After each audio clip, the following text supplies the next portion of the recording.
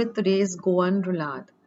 Now here I have 5 to 6 dried red chillies, 1 inch of ginger, about 8 cloves of garlic, 1 inch of cinnamon, 10 peppercorns and about 7 cloves.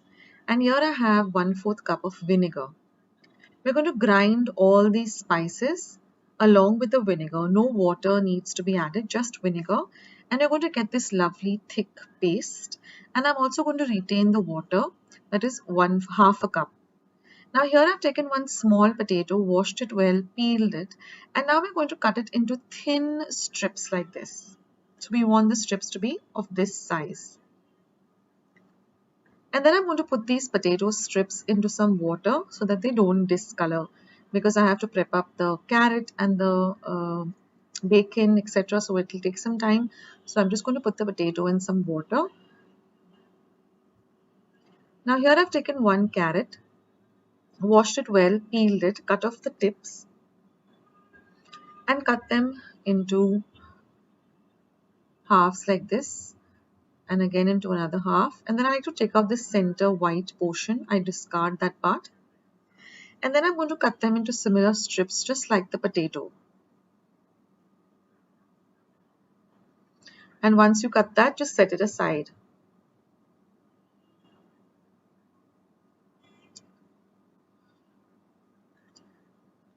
So now we have our potato and carrots ready. And I'm going to take some bacon slices. Now I'm using chicken bacon and just cut it up into thin strips. You can use regular bacon too, and set this aside as well. Now I've taken 2 pieces of butter paper and I'm going to place one large chicken breast between it, and I'm going to just use my mallet and mash it up to a very fine slice, and then I'm going to cut it up into 2 halves like this, and again continue mashing till I get a very thin piece of this chicken. Now I'm going to apply some of this ground paste generously on both the pieces, and then I'm going to place the potato, some slices of potato, some slices of carrot and bacon, as much or as little as you want.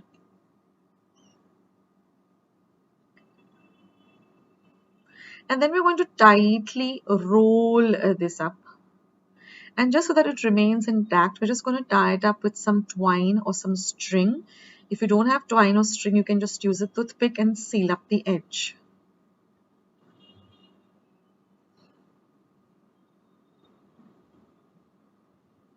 So I'm just doing this with 2 large pieces. You can do it with as many pieces as you want.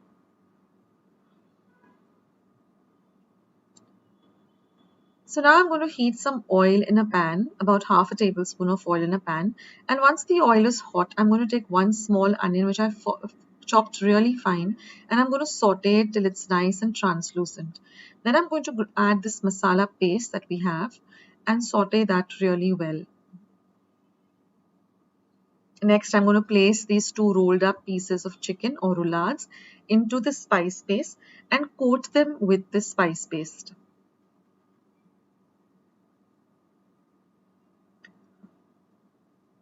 We're going to turn them in intervals so that the chicken from a pink color becomes into a white color.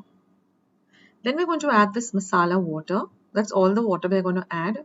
We don't want a very runny gravy, but a thick consistency gravy, and pour this gravy over the chicken pieces. Now we're going to add the remaining sliced potatoes that we didn't use. You can also add the carrots. And we're going to put a lid on it and cook this on a low flame for 15 minutes till the chicken is nice and cooked. And keep turning the chicken in intervals and keep an eye on it. Now I'm just going to add some salt to taste and also a pinch of sugar. Mix everything well, and again we're going to cover and cook this just for another 5 minutes on a low flame.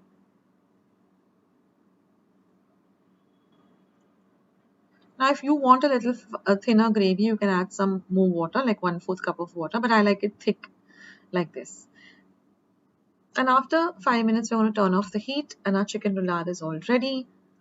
Now we just have to do two or three steps. One is we're going to garnish it with some coriander leaves.